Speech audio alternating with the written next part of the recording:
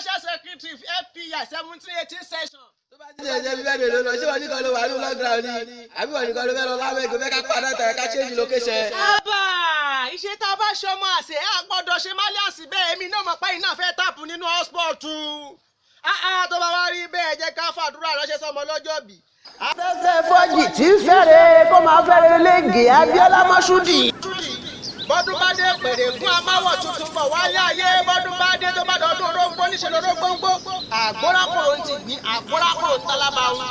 Ọdọọdún ní sáfóoruwé ọdọọdún lájọ máa rí wa ìgè Abíọ́lá Mọ́ṣúdì tó ti sọdún èyí. Ọ̀ṣọ́ ìlú làgbòrò Olúwa. Ó dágbà náà ẹ ṣó fèsì kájọ máa lọ. Irú mọ̀ ẹ̀ tó lọ school bag ni.